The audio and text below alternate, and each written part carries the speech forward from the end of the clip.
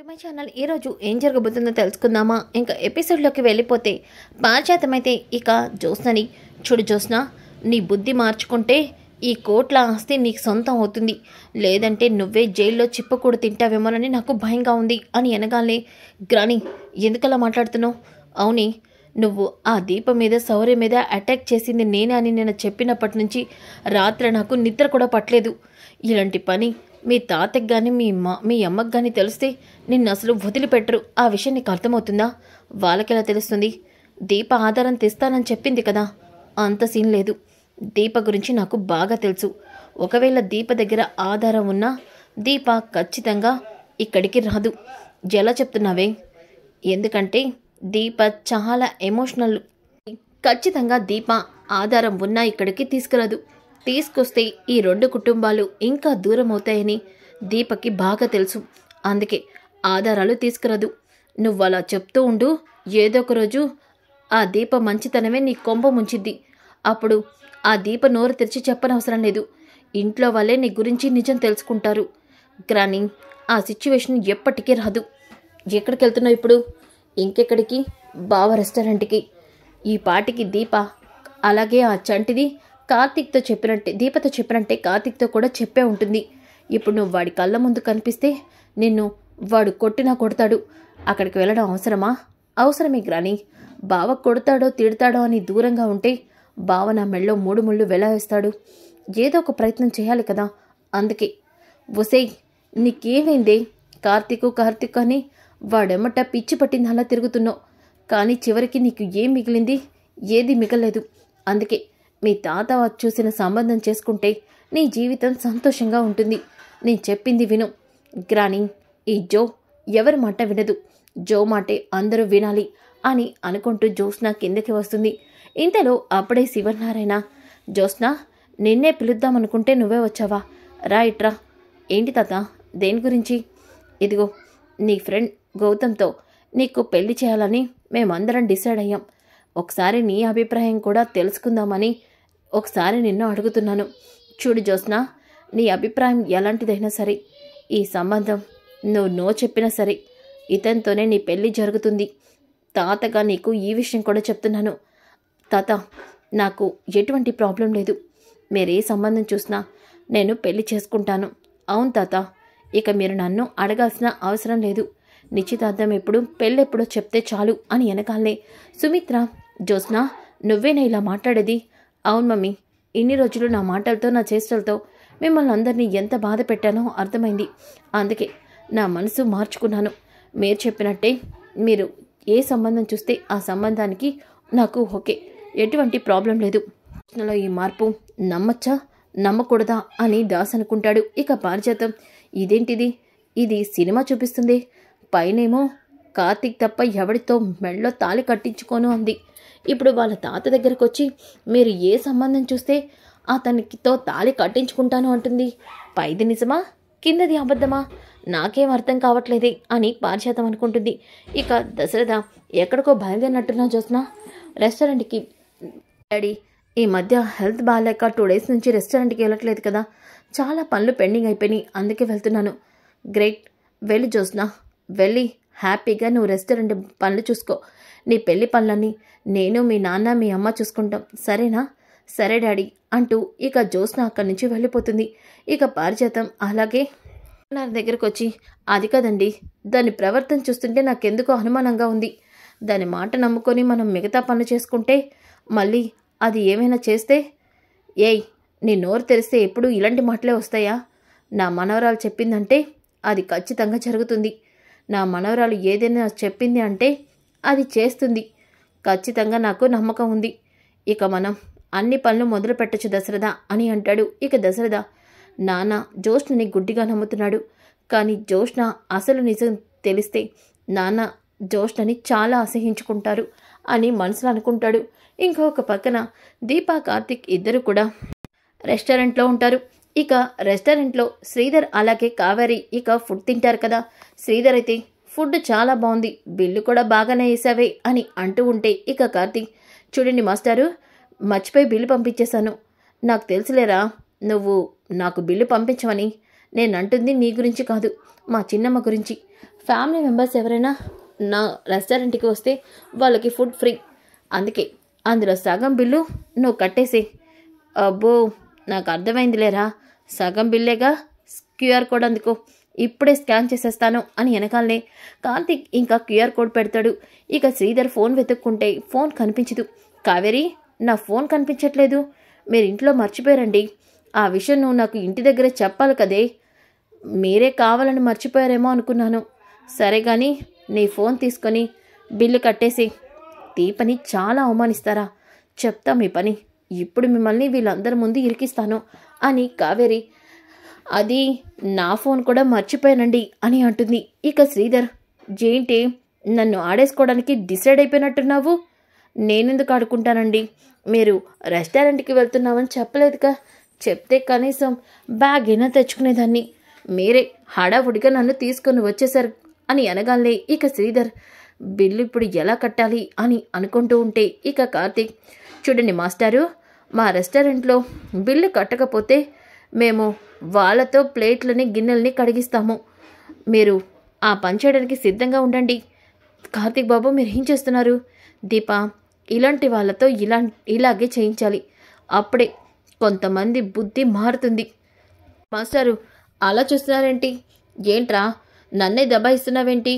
ప్లేట్లేగా కడగాలి, కడుగుతాను అంటూ శ్రీధర్ ఇక అక్కడ కిచెన్లోకి వెళ్ళి ప్లేట్లని గిన్నెల్ని కడుగుతూ ఉంటే కావేరి అలాగే కార్తీక్ ఇక నవ్వుకుంటారు. దీప మాత్రం, కార్తీక్ బాబు ఏంటిదంతా అని వెనకాలనే అప్పుడే శ్రీధర్ బయటికి వస్తాడు. రాగానే ఇక కావేరి టిష్యూ ఇచ్చి క్లీన్ చేసుకోమని చెప్తుంది. ఇక శ్రీధర్, చూస్తున్నాను రా, నీ పనులన్నీ చూస్తున్నాను. ఈ గిన్నెలు కడిగినంత మాత్రాన నేను వంటవాణ్ణి అయిపోను, అలాగే పనివాణ్ణి అవ్వను. నాకంటూ ఒక గుర్తింపు ఉంది కదా మాస్టారు. అలాగే దీపక్ కూడా ఒక గుర్తింపు ఉంది. తను వంట చేసినంత మాత్రాన, ఇక్కడ పని చేసినంత మాత్రాన తను వంట మనిషో పని మనిషో అవ్వదు. ఈ కార్తీక్ భార్య మాత్రమే అవుతుంది. ఈ విషయాన్ని గుర్తు పెట్టుకుంటే చాలా బాగుంటుంది. మనుషుల్ని మనుషుల చుట్ట నువ్వు నేర్చుకున్న రోజే నువ్వంటే ఏంటో ఈ ప్రపంచానికి తెలుస్తుంది. ప్రపంచానికి తెలియని అవసరం లేదురా. నీ పెళ్ళం గురించి నాకు అర్థం అవటానికి నాకు మంచి గుణపాఠమే చెప్పావు. గుర్తుపెట్టుకోరా కార్తీక్. ఖచ్చితంగా నేను నీకు ఏదో ఒక రోజు రివెంజ్ అయితే ఇస్తాను, చూస్తూ ఉండు అంటూ ఇక అక్కడి నుంచి శ్రీధర్ అలాగే కావేరి వెళ్ళిపోతారు. ఇక ఇంతలోకి అప్పుడే చాలామంది కస్టమర్స్ వస్తూ ఉంటారు. ఇక కార్తీక్ని దీప అలా చూస్తూ ఉండిపోతుంది. దీప, ఏమైంది? కార్తీక్ బాబు, నా గురించి అవమానించారని మీరు ఇలా మీ నాన్నతో గొడవ పడ్డం కరెక్ట్ కాదు. చూడు దీప, నేను ఎవరినైనా అవమానించాలి అనుకోలేదు. నా భార్యని ఎవరైనా వేలెత్తి చూపించి అవమానిస్తే వాళ్ళకి ఇలాగే నేను గుణపాఠం చెప్తాను. ముందు కస్టమర్స్ వస్తున్నారు, నువ్వు వెళ్ళి కిచెన్లో వాళ్ళందరితో ఫుడ్ రెడీగా ఉండేటట్లా చూయించు, వెళ్ళు అని అంటాడు. ఇక దీప కార్తీక్ ఇక రెస్టారెంట్ మొత్తాన్ని చూసుకుంటూ ఉంటారు. ఇక ఇంతలోకి జ్యోత్స్న అయితే ఎవరో ఇద్దరితో మాట్లాడుతూ ఉంటుంది. ఇక వాళ్ళిద్దరూ కూడా జ్యోత్స్న వాళ్ళిద్దరితో మాట్లాడుతూ, చూడండి, అనుమానం రాకూడదు, అస్సలు డౌట్ రాకూడదు, నేను చెప్పినట్టు చేయండి. ఓకే మేడం, ఇలాంటివి మాకు చాలా ఈజీ, మేం చూసుకుంటాం కదా అని చెప్పి వాళ్ళిద్దరూ అక్కడి నుంచి వెళ్ళిపోతారు. ఇక జ్యోత్స్న, బావా, రెస్టారెంట్ నెంబర్ 1 పొజిషన్లోకి తీసుకెళ్ళడం కాదు, ఈరోజు నేను చేసే పనితో నీ రెస్టారెంటు క్లోజ్ అవుతుంది. అవును, పూర్తిగా శాశ్వతంగా నీ రెస్టారెంట్ మూత పడుతుంది అని చెప్పి జ్యోత్స్న మనసులో అనుకుంటుంది. ఇక ఆ ఇద్దరి కస్టమర్స్ కూడా రెస్టారెంట్ దగ్గరికి వస్తారు. ఇక దీప వాళ్ళకి ఏం కావాలో అని తెలుసుకుంటుంది. వాళ్ళిద్దరూ కూడా బిర్యానీ కావాలని ఆర్డర్ పెడతారు. ఇక దీప వాళ్ళకి బిర్యానీని సర్వ్ చేయమని అక్కడ ఉన్న వాళ్ళతో చెప్తుంది. ఇక వాళ్ళు అక్కడికి వెళ్ళి బిర్యానీ పెడుతూ ఉంటారు. ఇలా బిర్యానీ పెడుతూ ఉంటే వాళ్ళిద్దరూ కూడా అక్కడే ఉన్న కొన్ని వాళ్ళతో తీసుకొచ్చిన కొన్నిటిని ఆ బిర్యానీలో వేసేస్తారు. ఇక అది ఎవరు కూడా చూడలేదని గమనించుకొని ఇక వాళ్ళిద్దరూ, ఏంటిది, ఇది అసలు బిర్యానీనేనా? ఇలా అయినా మీరు కస్టమర్లని ట్రీట్ చేసేది? ఇలాంటి బిర్యానీ తింటే ఇంకేమైనా ఉందా? హెల్త్ ఇష్యూస్ రావు? అయినా ఏదో రోడ్డు సైడ్ బిర్యానీ తినాలి అనుకుంటే వాళ్ళు హైజెనిక్గా ఉండరు, క్వాలిటీ ఉండదు అని అంత ఖర్చు పెట్టుకొని రెస్టారెంట్కి వస్తే మీ దగ్గర ఫుడ్ ఇంత క్వాలిటీ లేని ఫుడ్ పెడితే మా హెల్త్ ఏమవ్వాలి, మా ఆరోగ్యం దెబ్బతినదు అని చెప్పేసి గొడవ చేస్తాడు. ఇక ఆ మాటలకి దీపా కార్తీక్, సార్ మేము చెప్పేది వినండి, మా ఫుడ్డు చాలా క్వాలిటీ ఉంటుంది. ఆ విషయంలో మేము ఎక్కడ కాంప్రమైజ్ అవ్వం. అందుకే ఇంతమంది కస్టమర్స్ రోజు మా రెస్టారెంట్కి వస్తారు. ఏంటయ్యా ఇదే క్వాలిటీ? చూడు మొత్తం పురుగులు వచ్చేసాయో. ఇలాంటి పురుగులున్న బిర్యానీ ఎవరైనా తింటారా? ఇది నిన్నటిదో మొన్నటిదో అయి ఉంటుంది. సార్ లేదు సార్, మేము రోజు ఫ్రెష్ చికెనే పెడతాము అని కార్తీక్ దీప కన్విన్స్ చేయాలని చూస్తున్న ఆ ఇద్దరు మాత్రం చాలా గొడవ చేస్తారు. ఇక ఆ గొడవతో అప్పుడే సత్యరాజు అలాగే వాళ్ళ అబ్బాయి రెస్టారెంట్కి వస్తారు. ఇక ఆ గొడవంతా చూసి సత్యరాజు షాక్ అవుతాడు. ఇక వాళ్ళిద్దరూ చూడండి, మీరు చేసిన దానికి ఖచ్చితంగా నేను ఇప్పుడే ఫుడ్ ఇన్స్పెక్టర్ దగ్గర కలిసి మీ మీద కంప్లైంట్ ఇస్తాను. ఎట్టి పరిస్థితిలోనూ మిమ్మల్ని చూస్తూ ఊరుకోను అని చెప్పేసి ఇక గొడవ చేసి ఫోన్ చేసి ఫుడ్ ఇన్స్పెక్టర్కి కాల్ చేస్తాడు. ఇక సత్యరాజు కార్తీక్ దీపని పక్కకి పిలుస్తారు. అసలు మీరేం చేస్తున్నారు? రెస్టారెంట్ బాధ్యతలు మీకు అప్పగించింది మీరు నా రెస్టారెంట్ని నెంబర్ 1 పొజిషన్లోకి తీసుకెళ్తారని, ఇలా క్లోజ్ చేయిస్తారని కాదు. నేను నా రెస్టారెంట్ని ఏదో ఒక రేట్లో అమ్ముకుంటాను అంటే ఈ రెస్టారెంట్ని ఉద్ధరిస్తారని నా దగ్గర శపథాలు చేశారు. ఇప్పుడు చూడండి ఏం చేశారో మీరు చేసిన పనికి ఇప్పుడు నేను దివాలా తీసే పరిస్థితికి వచ్చింది. నేను అనవసరంగా మిమ్మల్ని నమ్మాను అని వెనకాలనే ఇక దీప, సార్ లేదు సార్, కార్తీక్ బాబు మీద మీరు పెట్టుకొని ఈ నమ్మకాన్ని మేము వమ్ము చెయ్యం. ఇది నిజం కాదని ఎలా అయినా నేను ప్రూవ్ చేస్తాను. అవును సార్, మాకొక్క అవకాశం ఇవ్వండి అని కార్తీక్ అంటాడు. ఇక ఫుడ్ ఇన్స్పెక్టర్ ఇంకా కాసేపట్లో ఇక్కడికి వస్తాడు. ఆయన వచ్చేలోపు మీరు ఎలా మీ నమ్మకాన్ని మీ నిజాయితీని నిరూపించుకుంటారో నేను చూస్తాను. కానీ ఏదైనా తేడా వస్తే ఖచ్చితంగా మీరు మాకు మూల్యాన్ని చెల్లించాల్సి వస్తుంది కార్తీక్ అని సత్యరాజ్ అయితే ఇక దీపా కార్తీక్కి వార్నింగ్ ఇస్తాడు. ఇంతలోకి అప్పుడే ఫుడ్ ఇన్స్పెక్టర్ ఇక అక్కడికి వస్తాడు. రాగానే ఇక వాళ్ళిద్దరు కూడా, సార్ ఇదిగోండి ఈ బిర్యానీనే మాకు వీళ్ళు సర్వ్ చేశారు. ఇది తింటే ఇంకా మా ఆరోగ్యం ఏమైనా బాగుంటుందా? చూడండి సార్, వెంటనే ఈ రెస్టారెంట్ని క్లోజ్ చేయండి అని అనగానే ఇక ఫుడ్ ఇన్స్పెక్టర్ ఆ పురుగులున్న బిర్యానీని చూస్తాడు. అవును, ఇది హైజెనిక్గా లేదు, వెంటనే ఈ రెస్టారెంట్ని క్లోజ్ చేయాలి అని అనగానే ఇక కార్తీక్, అదేంటి సార్, ఇది ఒక్క ఐటెంని చూసి మీరు రెస్టారెంట్ని ఎలా క్లోజ్ చేస్తారు? లోపల ఫుడ్ అంతా కూడా చెక్ చేయాలి కదా, అప్పుడే కదా మీరు దీన్ని క్లోజ్ చేయాలో లేదో డిసైడ్ అయ్యేది అని అనగానే ఇక ఫుడ్ ఇన్స్పెక్టర్ కిచెన్లోకి వెళ్ళి ఫుడ్ మొత్తాన్ని కూడా చెక్ చేస్తాడు. అన్నీ కూడా చాలా క్వాలిటీగా ఉంటాయి, ఏమాత్రం కూడా ఎక్కడ కూడా నాసిరకం ఉండదు. ఇక ఫుడ్ ఇన్స్పెక్టర్, క్వాలిటీ విషయంలో కిచెన్లో ఉన్న ప్రతి ఐటెం నెంబర్ 1 పొజిషన్లోనే ఉంది, ఎక్కడ నాసిరకం ఐటమ్సే వాడట్లేదు మీరు. మరి ఈ బిర్యానీ ఒక్కటే ఎలా పురుగొచ్చింది అని అనగానే ఇక దీప, ఎలా వచ్చిందో నేను చెప్తాను సార్. వీళ్ళిద్దరూ ఒకరు డబ్బులు ఇస్తే పురమాయించిన వాళ్ళు, ఇక్కడ కావాలని వచ్చి మా రెస్టారెంట్ని దెబ్బ కొట్టడం కోసం ఈ బిర్యానీలో పురుగులు కలిపి ఇలా మా రెస్టారెంట్ని దెబ్బ కొట్టాలని చూశారు అని వెనకాలే ఒక్కసారిగా సత్యరాజు తన కొడుకు షాక్ అయిపోతారు. ఇక దీప, సార్ మా మాట మీద నమ్మకం లేదా? నమ్మకం లేకపోతే ఒకసారి అతని పాకెట్లో ఉన్న బాక్స్ని చూడండి అని అనగానే వెంటనే ఆ ఫుడ్ ఇన్స్పెక్టర్ అతని పాకెట్లో బాక్స్ని చూస్తాడు. ఇక అతను కావాలని కొన్ని పురుగుల్ని బాక్స్లో వేసి తీసుకొస్తాడు. అది చూసి ఇక ఒక్కసారిగా ఫుడ్ ఇన్స్పెక్టర్ షాక్ అవుతాడు. ఇదిగోండి సార్, ఆ పురుగుల్ని కావాలని బిర్యానీలో వేసి బిర్యానీలో పురుగులున్నాయని, క్వాలిటీ లేదని మీ దగ్గర అబద్ధాలు చెప్పి మా రెస్టారెంట్ని క్లోజ్ చేయాలని, మా రెస్టారెంట్ని దెబ్బ కొట్టాలని కావాలని వీళ్ళు చేస్తున్న పని.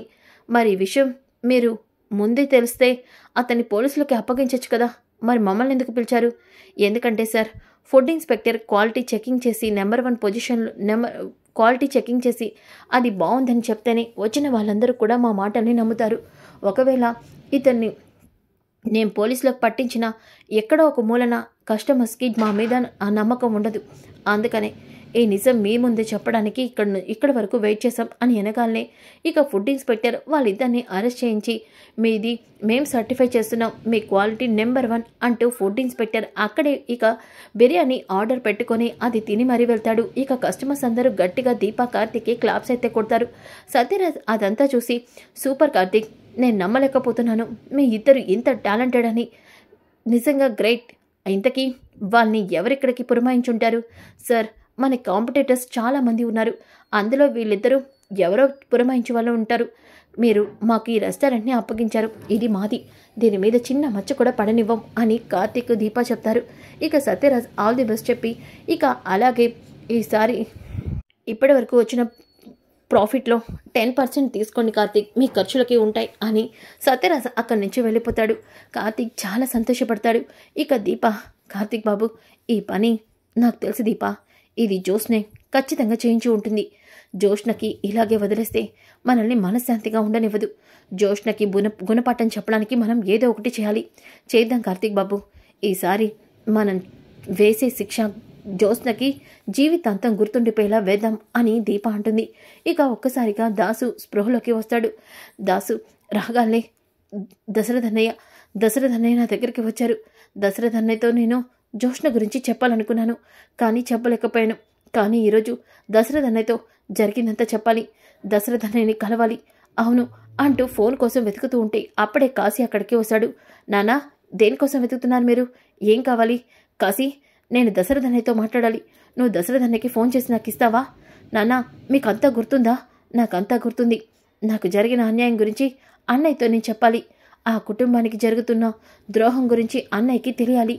ఏంటన్నా మీరు అంటుంది? పెదనాన్ని మీరు అంతకుముందు కూడా కలవాలనుకున్నారు, ఇప్పుడు కూడా పెదనాన్నతో మాట్లాడాలంటున్నారు. అసలు మిమ్మల్ని తలపైన కొట్టింది ఎవరు నాన్నా? చెప్పు నాన్నా, పెదనాన్నతో నువ్వేం మాట్లాడాలనుకుంటున్నావు? కాశీ, ముందు నేను దశరథన్నయ్యతో చెప్పాలి. వెంటనే అన్నయ్యకి ఫోన్ చేయి కాశీ అని అనగానే ఇక కాశీ దశరథకి కాల్ చేస్తాడు. ఇక దాసు ఫోన్ రావడంతో దశరథ, హలో కాశీ, ఏంటి ఫోన్ చేశావు? నాన్నకి స్పృహ వచ్చింది పెద్దనాన్న, మీతో ఏదో ముఖ్యమైన విషయం మాట్లాడాలి అంటున్నారు. అవునా, నేనే అక్కడికి వస్తాను. ఎక్కడికి పెద్దనాన్న? నేను ఇప్పుడు దాసి ఇంటికి వెళ్తే జోష్నకి వెనకాలే ఫాలో అయ్యి జోష్న నిజం తెలుసుకోవడానికి ట్రై చేసి మళ్ళీ దాసుతో నిజం చెప్పకుండా చేస్తుంది. అందుకే ఎవరికి తెలియకుండా నేనే ఎవరు తెలియని ప్లేస్కి వెళ్ళి దాసుని కలవాలి అని దాసు ఇక దశరథ లొకేషన్ షేర్ చేస్తాను, నువ్వు దాసుని అక్కడికి తీసుకురా అంటూ కాల్ కట్ చేస్తాడు. ఇక కాశీ, పెదనాన్న నేను దగ్గర తనతో పాటు తీసుకురమ్మంటున్నారు, రానన్నా అంటూ కాశీ అయితే ఇక దాసుని తీసుకుని బయలుదేరుతాడు. ఇక అక్కడికి దశరథ కూడా వచ్చి వెయిట్ చేస్తూ ఉంటే ఇక కాశీ దాసుని తీసుకొచ్చి, నాన్న మీతో ఏదో చెప్పాలనుకుంటున్నారు. అసలు నాన్న తలపైన ఎవరు కొట్టారో, నాన్న ఎందుకు ఇలా అయ్యారో మీరు తెలుసుకోండి పెదనాన్న. సరే కాశీ, నేను దాసుతో మాట్లాడతాను, వెళ్ళు అని వెనకాలనే ఇక దాసు, అన్నయ్య నా ప్రాణానికి చాలా ప్రమాదం ఉందన్నయ్య, నా కళ్ళ ముందే నా చావు కనిపిస్తుందన్నయ్య, మీరే నన్ను కాపాడాలి. అలాగే ఈ నిజం తెలిసాక మీరు ఒకరిని క్షమించరు, వాళ్ళని విడిచిపెట్టరన్నయ్య, కానీ అలా చేయనని నాకు మాట ఇవ్వండి. దాసు, అసలు నువ్వేమి చెప్పాలనుకుంటున్నావు? అసలు నీకు జరిగిన అన్యాయం ఏంటి? ఏ నిజం నువ్వు నాతో చెప్పడానికి ఇంటికి వచ్చావు? చెప్పు దాసు, ఏం జరిగింది చెప్పు. అన్నయ్య, అది జోష్న నా తలపైన కొట్టి నన్ను చంపాలనుకుందన్నయ్య. ఆ విషయం నాకు తెలుసు దాసు. ఏంటన్నయ్య మీరంటుంది? అవును, ఆ రోజు జోష్నని తలపైన కొట్టి నిన్ను చంపాలని కూడా నా కళ్ళతో చూశాను. నిన్ను చంపుతుంటే నేనే ఆపి నిన్ను హాస్పిటల్కి తీసుకెళ్లాను. కానీ జోష్న నిన్ను ఎందుకు చంపాలనుకుందో నాకు అర్థం కావట్లేదు. అందుకే ఈ నిజం నీ నోటితో వినే వరకు జోష్నకి దీని గురించి అడగకూడదని, ఈ విషయం ఎవరికి చెప్పకూడదని నాలోనే దాచుకున్నాను. చెప్పు దాసు, ఎందుకు జోష్న నిన్ను చంపాలనుకుంది? అసలు ఎందుకు జోష్న ఈ పని చేసింది? ఏ విషయం గురించి చెప్పు దాసు అని వెనకాలనే ఇక దాసు, చెప్తానన్నయ్య, చెప్తాను. జోష్న మీరనుకున్నట్టు మీ కన్న కూతురు కాదు. అవునన్నయ్య, జోష్న నా కూతురు, మా పారిజాతం గారి మనవరాలు. అవునన్నయ్య. దాసు, ఏం మాట్లాడుతున్నారో నువ్వు? జోష్న నీ కూతురేంటి? అవునన్నయ్య, 25 క్రితం మా అమ్మ మీ కుటుంబం మీద పగతో నీ బిడ్డని మార్చి ఆ ప్లేస్లో నా బిడ్డని పెట్టి నీ బిడ్డని చంపేమని కబేలాకి చెప్పింది. కానీ ఆ కబేలా బిడ్డని చంపడానికి మనసు రాక వాడు బస్టాండ్లో వదిలి వెళ్ళిపోయాడు. నీ బిడ్డ ఇదిగో అన్నయ్య ఈ వ్యక్తి దగ్గరే పెరిగింది. తన పేరు కుబేర్ అని వెనకాలనే ఒక్కసారిగా దశరథ ఆ ఫోటోని చూసి షాక్ అయిపోతాడు. ఇక దాసు, ఏంటన్నయ్య అలా చూస్తున్నావు? నీ బిడ్డ ఇతని దగ్గరే పెరిగింది, ఒక అనాథలాగా. అవునన్నయ్య, తనే నీ కూతుర్ని పెంచుకున్న మహోన్నత వ్యక్తి. ఏటి దాసు, ఏమంటున్నావు నువ్వు? మరి నా కూతురు ఇప్పుడు ఎక్కడుంది? ఈ వ్యక్తి ఎక్కడున్నాడు? ఈ వ్యక్తి ఇప్పుడు ప్రాణాలతో లేడన్నయ్య. ఈ వ్యక్తి ఇప్పుడు చనిపోయాడు. నీ కూతురు బ్రతికి ఉందన్నయ్య, నీ కళ్ళ ముందే ఉంది. దాసు, ఏం మాట్లాడుతున్నావు నువ్వు?